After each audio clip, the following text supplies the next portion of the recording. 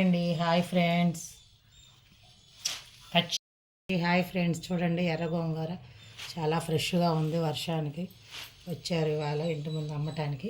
అదిగోండి కట్ట 5 రూపాయలు అంట. మాకైతే మీకైతే ఎంతో మరి తెలియదు. 3 కట్టలు తీసుకున్నాను ఫ్రెండ్స్. ఇదిగోండి 2 కట్టలు పచ్చడి చేద్దామని పక్కన పెట్టాను. ఇదిగోండి ఒక కట్ట అయితే ఒలిచి పెట్టుకున్నాను. చూడండి పచ్చిశనగపప్పు గోంగూర కర్రీ అన్నమాట. మీలో ఎంతమందికి తెలుసు ఈ కర్రీ? మేమైతే చేసుకుంటాము. విజయవాడ సైడ్ ఎక్కువ చేస్తారు, మేము తింటామన్నమాట. ఇదిగోండి ఒక ఉల్లిపాయ, ఒక టమోటో కోసి పెట్టుకున్న, ఒక 2 పచ్చిమిర్చి, ఒక ఉల్లిపాయ, ఒక టమాటా కోసి పక్కన పెట్టుకున్న.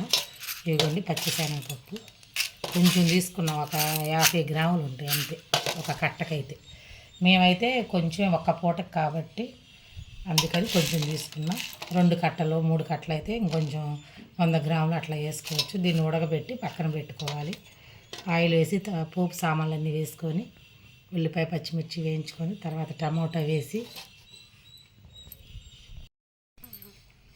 పోపు సామాన్ చెప్పే కదా ఫ్రెండ్స్, పోపు సామాన్ అన్నీ వేసుకొని ఆయిల్ పోసి పోపు సామాన్ వేసి ఉల్లిపాయ పచ్చిమిర్చి, ఇదిగోండి 2 పచ్చిమిర్చినే మీ ఇష్టం, అది ఎవరి కారానికి తగ్గట్టుగా వాళ్ళు. పచ్చిమిర్చి, ఒక ఉల్లిపాయ, ఒక టమాటా కోసా నేనైతే.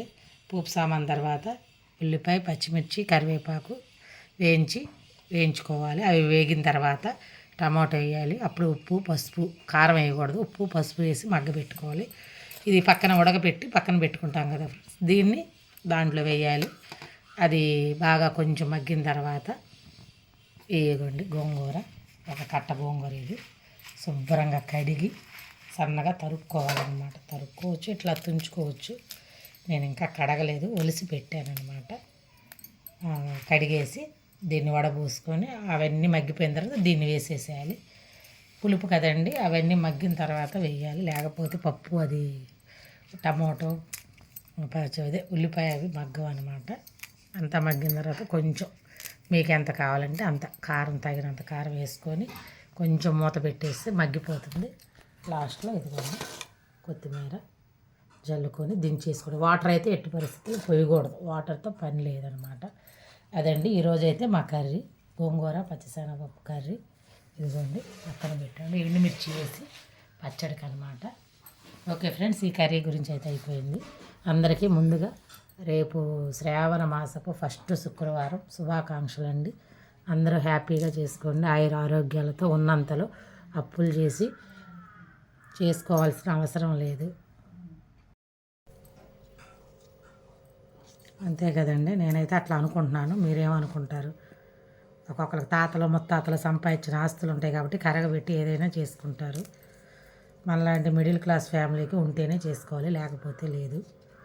వాళ్ళు చేశారు వీళ్ళు చేశారు గొప్పలకు పోయి అప్పులు చేసుకోవాల్సిన అవసరం అయితే లేదని నా అభిప్రాయం. మీరేమంటారు? కామెంట్లో పెట్టండి.